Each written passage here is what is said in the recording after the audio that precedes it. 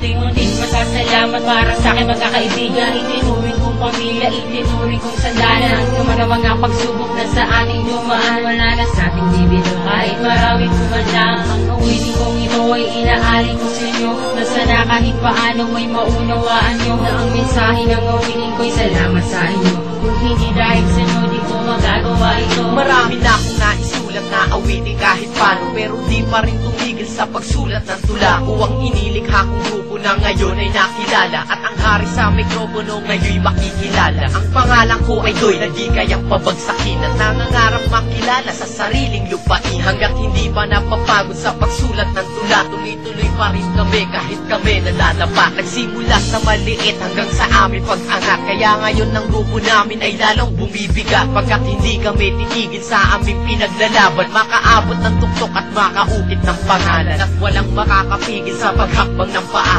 na parang isang bulkan na hindi mo madidipa. Kayo'y ikalawang pamilya na hindi mabibili, na kahit anong mangyari ay nandyan sa aking tabi. Ito'y munting pasasalamat para sa akin mga kaibigan. Itinuring kong pamilya, itinuring kong sandalan. Naman ang mga pagsubok na sa ating dumaan, wala na sa ating bibiro. Kahit maraming kumadlang, ang awitin kong ito ay inaalay ko sa inyo. Na sana kahit paano may maunawaan nyo, na ang mensahe ng awitin ko'y salamat sa inyo. Kung hindi dahil sa inyo, di ko magagawa ito. Salamat sa mga sumusuporta sa LPC Hasla, sa mga nakikinig, tumatangkilik ng kanta. At dahil kung wala kayo, wala ngayon ang grupong to, at kung wala ang grupong to, di ko maaabot ito. Sana wala sa ating magbago, nasan man tayo ngayon, wala sa ating mag-iiwan at sabay na iaahon. Ang pangalan ng bawat isa ating isisigaw, kahit na marami sa atin ang iba'y naliligaw ng landas, at mas tinungo ang itim niyang pangarap. Basta lang sumikat at kinalimutan ang lahat, pero hindi nagpadala sa lagay ng sitwasyon, na talikuran ng pamilyang mabangis pa sa leon. Kami ang grupong bihasa sa pagsulat at pagpilas ng papel ng mga kalaban na hindi kayang maiwas. At salamat sa mga nakikinig ngayon nito, isa kayo sa dahilan kung ba't naririnig pa to.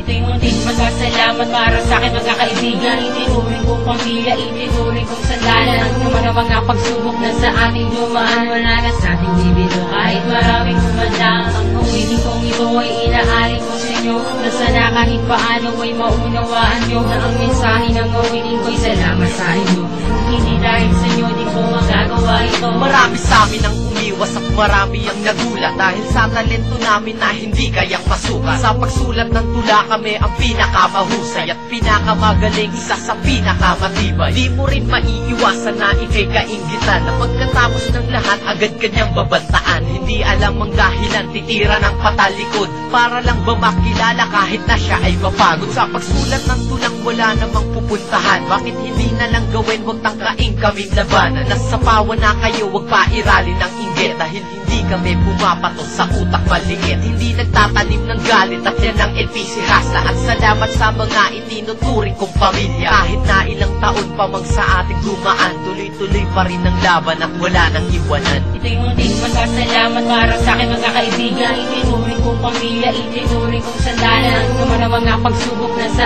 ating dumaan, wala na sa ating bibiro. Kahit maraming kumadlang, ang awitin kong ito ay inaalay ko sa inyo. Na sana kahit paano